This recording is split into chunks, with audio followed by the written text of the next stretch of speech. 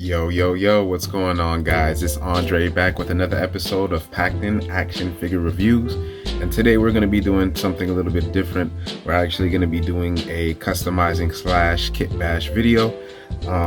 If you guys previously checked out my video review on Blade before, you guys saw that it was a pretty decent figure. However, there were a lot of things that could have been improved. One of them mainly being particularly the articulation in the arms. The arms, unfortunately, they have a hard time going all the way up, and they also have a hard time going all the way down. And I do believe it's due to the hindrance or the sculpting that we have here on the sleeves. I definitely think, the playability factor is super duper important when it comes to, just your figures, man. You know what I'm saying? You want to be able to pose them up and make them look good and, just have them really look dynamic. So today we're going to be just focusing on what ways we can do to improve this blade.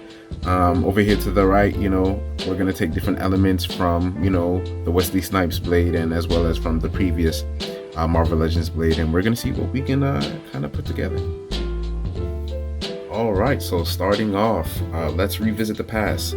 First things first, we're going to actually take a look at the previous Marvel Legends release blade. And one thing that's, obviously different is that even though this figure did not come with a trench jacket, this figure actually, to me, in my opinion, the upper torso is actually a lot more detailed than our current Marvel Legends blade. So let me take off that accessory real quick, and just to kind of show you guys a comparison.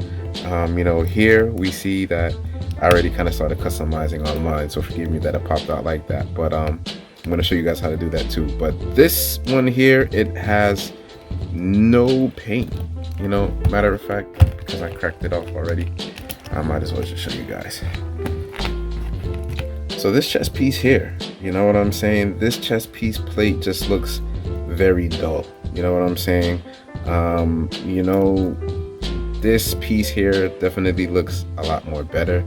And due to the articulation hindrance with the arm here, it only made sense that we would reuse this previous buck. So what I'm going to try to do is I'm going to remove these legs. Well, actually, I'm going to remove these legs and attach them to this body here, because to me, it just looks better. You know what I'm saying? Granted, this one kind of has like a bluish hue to it. The arms can go all the way down and they can go all the way up. No issue, no problem. You know what I'm saying? Now, of course, as I mentioned before, there are going to be some differences in the skin tone. Obviously, you can see, his face is, a lot more darker than the arms and even the neck. There's ways around it. We can paint it. Second option, we can actually crack this bad boy here open. But I think I'm gonna just take the safe route and try to paint it, because anytime you try to open up these figures, man, sometimes you can kind of really damage them. But I'm gonna show you guys how to do that all in a second. All right, so first thing starting first, we gotta definitely start out with the material. So definitely you want to have some kind of X-Acto knife. If you have one that's a little bit bigger than this, that would also be sufficient as well. And if you also have this little tool here, you can find it at Hobby Lobby, maybe even Joann's, or what's the other one that I'm trying to think about? I can't come to my head right now. Michael's. Shout out to Michael's. But yeah, and some super glue. You're definitely going to need some form of super glue or epoxy. Also, the same thing would apply to the legs. This is something that I cracked open. The legs is a lot easier to do. It's a lot more cleaner, and it's easier to hide anything that you've cut. So because we want to take out the new Marvel Legends Blades legs and put them on this upper torso because of the detail, again, we find that groove, which in that case, that groove happens to be right here. We kind of wiggle our way into it, go down, find the next side, you find that little groove where the two pieces of plastic meet, and you press. Again, it can be done without the plastic being heated, but I'll definitely say it's safer and much easier to do it when it's hot. And the same thing here on the bottom. Open up the torso, look over here to the side, you can catch it by the groove. You will cut it here, and once you do, boom, you're gonna hear a snap, and once you hear that snap, it'll pop open. All right, as we can see, the figure is quite gummy. One thing I'm gonna do while it's gummy in this phase, I'm actually gonna pop off the legs from right here. It just makes it a lot easier. I'm gonna actually do it over a towel because I don't want to mess up my my thingy there, just in case any water pops out. So you pop off the legs pretty much, more or less. And again, to put that back on there, it's going to be quite simple. While it's still hot, you can still do a lot of different things. So speaking on the topic of while it's hot, we are going to take our X-Acto knife. I'm going to twist here at the torso just so you can kind of better see where the two plastic parts meet. And then I'm going to take my trusty X-Acto knife. If you have a box cutter, you can do that too. But here you can see where there is the where the two pieces meet. I'm gonna do my best to see if I can kind of get the X-Acto knife in there. If not, I'll just have it up on the edge here and kind of just apply some pressure.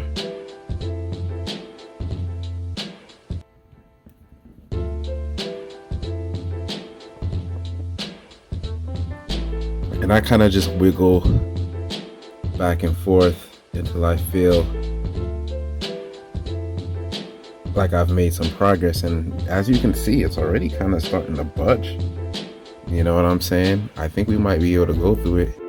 You know, the more you take your time with this, the cleaner.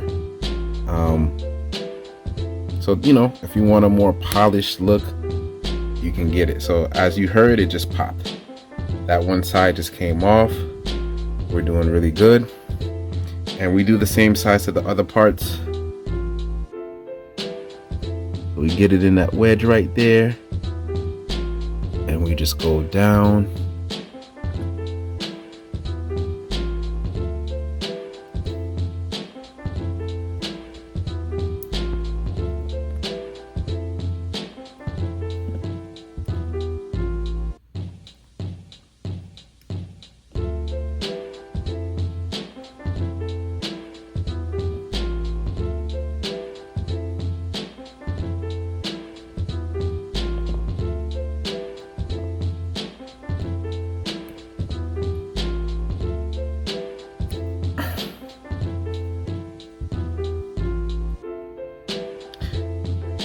I kind of notice when I'm moving it back and forth, maybe that's what's causing the jagged lines. I guess that would make sense, huh?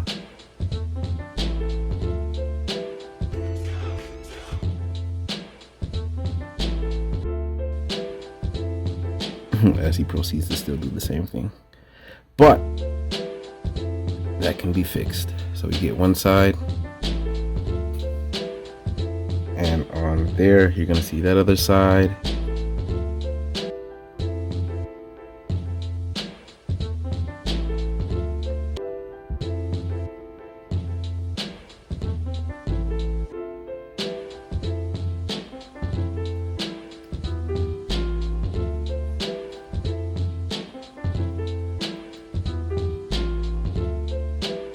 So you kind of see it cracking open a little bit.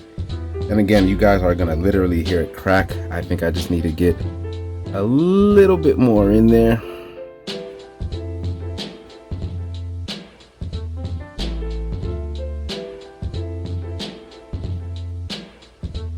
And I feel like it's apart.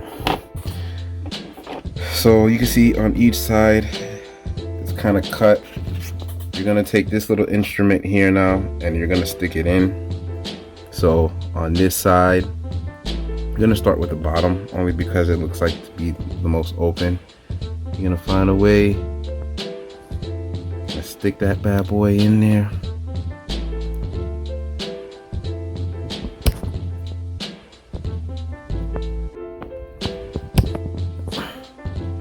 Okay, let's not mess up the pads.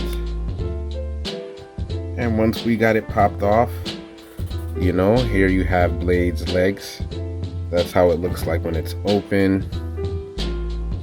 You know what I'm saying? You don't want to cut in too deep, as you can see here. If you go in too deep, you will actually cut into that hole right there that holds his legs. So you don't want to cut in too deep with that. But as you can see, the cut is not that bad. You know what I'm saying? It's, you know, especially if he's going to be wearing his trench coat, you can barely see it. And once you get that off, you should have a standalone body, upper torso that looks like this. Now, one thing, unfortunately, that I did not see coming, and I'm glad that it's actually happening live as we speak, is that the bottom of these pieces are not the same, which is going to cause a problem. Being that because for the original one, we see that it's a bit smaller. For the newer one, we see here that it's a little bit bigger. And because of that, if we were to try to take this piece here, as you can see, and try to put it in there, you're gonna see that it's not gonna work. So it's not the end of the world. It doesn't mean that the figure can't be fixed, but we are gonna have to tweak this a little bit. So what we're gonna try and do, seeing that the original can go in here smooth as day, we're going to have to try and get these two pegs here at the bottom roughly around the same size. And one way that we can do that is we can use our Dremel and just kind of sand down around this this shape here, or you can open up the torso, but honestly, and swap out the pieces. But honestly, I don't want to do that because I like the way how this figure here looks clean. So what I'm going to try to do is just slightly use my my Dremel and just kind of sand down around here to make it fit easier into the peg hole for the bottom legs. So this here is my Dremel, and I'm going to turn it on, and I am going to just slowly sand down these parts here until I get it to the same size as that. All right, and voila, once we detach the bottom legs off of the new Blade and we attach it to the upper torso of the previous Marvel Legends, we actually have, in my opinion, a much better looking Blade top and Blade bottom. I actually also did take the liberty and take the metal stakes, silver stakes, my apologies, from the previous Marvel Legends Blade, and I put it on the lower torso as well. I haven't super glued everything yet, but that problem that I had with attaching the upper torso into the hole, I was able to Dremel it, and he can twist somewhat freely. I might have to do a little bit more Dremeling in there, but he can rotate at the body. Now, the next thing that I wanted to do, I've seen a few people on Instagram and YouTube do it before. If you have this guy laying around, or if you have Deadpool, those guys, they come with cuffs, and they also come with black hands. Wolverine's hands might be a little bit small since he's a little bit shorter, but if you have any fodder pieces going around, you can definitely use something like this as gloves along with cuffs. And then when we put those bad boys on, so here he is with some gloves. And just to kind of, you know, get the whole image on there going, let's go ahead and just pop that head on him. And again, as I said previously before, you know, there is a difference in skin tone with the head and the rest of the body. But again, I did not want to cut or drill into that side because I just feel like it just looks cleaner. I'd rather take the super glue and just glue these two pieces together, holding it firmly, making sure that you still have access to that waist articulation. I would definitely hold it down or use like some kind of device. But now it does definitely solve that arm problem. You can get his arms to go all the way up. You understand what I'm saying? And you can get his arms to go all the way down. The only thing now you would essentially need is a soft goods piece. that you can do, and that works. But let's go ahead and play with this guy a little bit more. Let's see what else we can get out of him. All right, the next thing we're going to take a look at is going to be Blade's trench coat. You know, with the figure that it comes with, we see that it does come with this. However, again, the big problem is that because this is hard plastic, it's going to prevent him from doing those nice dynamic poses that you want. So what we're going to do is we're going to get a third-party aftermarket trench coat. This trench coat is getting pretty old now. As you can see, I've already actually attempted to put red stitching here to replicate what we see here. This cost me, I think, like 20 bucks on eBay. I gotta give it a deep clean or just probably buy it. I don't want to be honest, but for the sake of the review, I'm going to show you guys how to put on the red stitching. And again, with this cloth cape, trench coat, excuse me, it is now going to allow your blade to move his hands all the way up, all the way down, and it is not going to do any hindrance to his articulation. So one of the first things we need to do to get started, when I first previously attempted to do this, I actually used more of like a cotton cloth, and you know, it looked okay, but I definitely knew that if I had added like a red satin material to it, it would look 10 times better. So you can go to your local arts and crafts store.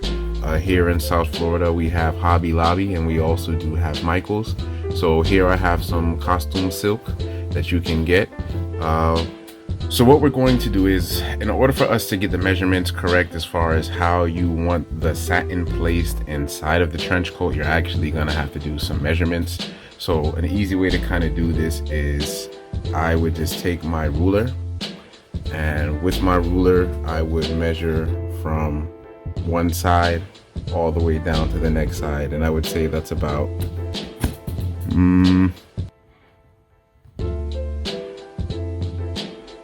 almost 3 inches, a little bit below 3 inches.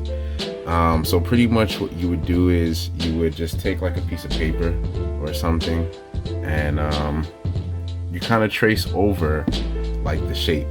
So like for an example, I see that this shape is pretty much just like one large square, and I want to cover up the stitching here that we see here as well. So all I'm simply going to do is just take it and just put it there. So previously what I had to cut it out like this, and as you can see, the shapes will lay. You can break it down into shapes like this, but again, I definitely think the satin will work a lot better. And to prevent it from stringing up like this, you're gonna want to fold it like so that way it doesn't do its thing. All right, so after testing out the satin and putting the glue through it, guys, just doing a little bit of trial and error, the fabric did not take well to gluing to the trench coat, and the reason for that was because I guess the glue that I was using, it was not it was going through the fabric. So what you're actually seeing here is actually cotton. So it's a similar material to the trench coat, so it's more so of that kind of cloth material. I did get a little bit of excess glue right here, but I could live with that, honestly. It's not a big deal for me. I'll just use, you know, like it's an excuse of some vampire blood that, you know, Blade got on this jacket or something like that. But pretty much this material works a lot better, and it still looks, you know, good. I mean, obviously it would have been nice if it was, you know, the nice satin, but I'm having issues with that. So the alternative that I'm gonna have to do would be this. But I definitely think it is going to replicate what we have here. As you can see here, it stops here because you're really not going to see that far up into the jacket when Blade is wearing it. So as you can see, if you were to put him here, you know, stretching out his arms, now that we got that full articulation, you know, his back would not be, you know, that part of the figure was not going to really be shown. So we're going to basically do another cutout of this side here. This more so is the shape of a triangle, as you can kind of see. So again, I'm just going to make the measurement with my ruler and cut it out accordingly to the cloth that I have, and we're gonna glue that bad boy on there. And what I find that works is taking the glue minimally and just kind of spreading it, you know what I mean, making it really smooth and across, and then putting the piece there. So we're gonna do basically the same thing. All right, so now we're gonna take our next pre-cut out shape, which is this, and I feel like we got it at a pretty good measurement here. One thing to note, when cutting out the pre-cuts on the material, I usually try to leave the part that's already like established and knitted out to the right, so it doesn't do this little thingy here where it kind of gets all thready. I don't really know how to combat that. I'm still kind of new to the whole customizing thing, but it'll definitely give it a more nice finish, like it's more like stitched in kind of look. So that's one thing to note. So I feel like that's gonna work. Again, you're gonna take your glue,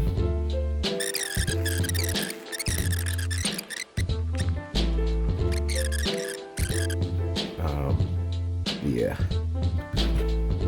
probably trim some off the bottom just to kind of make it look more clean. But apart from that, I don't think it looks bad. You know, once we throw Blade in there, we're gonna see what he looks like. You'll get a little something like this. And here he is with his trench coat. And man, I think this actually really came out pretty good, man. Yeah, this trench coat definitely gives Blade that extra oomph, you know what I'm saying, that extra pep in his step. Not to say that, you know, the original trench coat that he came with was bad, you know, it definitely wasn't. But you know, because of the hardness of the plastic, obviously there's going to be a lot of hindering of his articulation, especially when it comes to the dynamic posing. And I know, you know, since Blade is fighting off vampires, you know, you're going to want him to get him in some pretty dynamic poses. So I definitely think that the trench coat added to it. You know, let's take him down and let's, you know, do a quick real, you know, review and see, you know, the differences that we have. And here we have Blade standing in vanilla pose, and just right off the back we can definitely see that the arm articulation is majorly improved. His arms are a lot more down to his sides to be in a more natural kind of pose.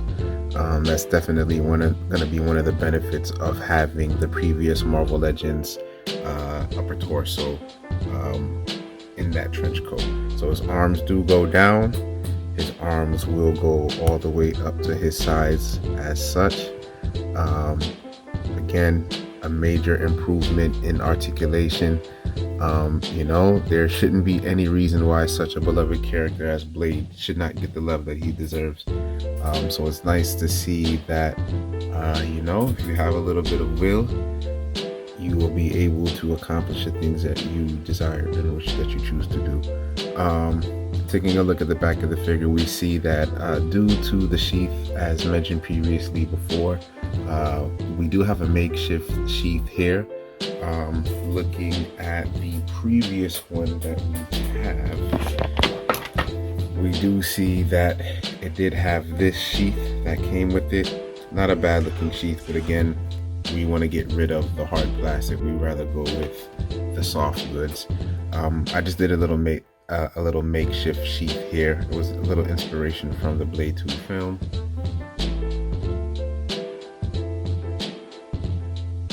So overall, I definitely think that this trench coat soft goods definitely adds a lot of value to the figure. If the dynamic posability of your figures is something that is, you know, a must-have for you, I would definitely recommend this update or this upgrade, switching over to the soft goods. You know, I definitely think it adds a lot of more value. Previously, when I did this review, initially I had rated this figure a 7.0. I was being pretty lenient. I definitely think that with this added trench coat, along with the additional accessories that we received from the previous Marvel Legends Blade, it definitely bumps this figure, I would say, about a 1.5, bringing our total score to an 8.5. I definitely think that the last thing that this figure definitely needs, apart from me retouching up on some of the paint applications, of course, is a stoic head sculpt. I definitely feel with this expressive face, it's going to be quite limited to some of the posability. Some poses may look a little bit awkward or out of shape if you have them next to your other characters. So I'm going to utilize that project for my part 3.